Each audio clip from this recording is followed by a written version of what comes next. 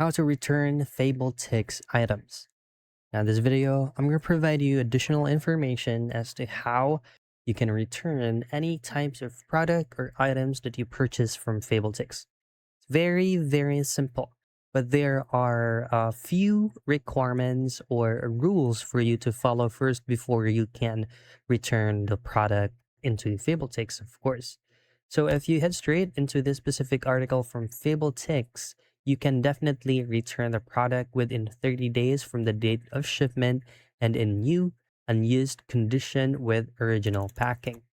And they actually have a specific feature which is actually happy returns, which is only available within US.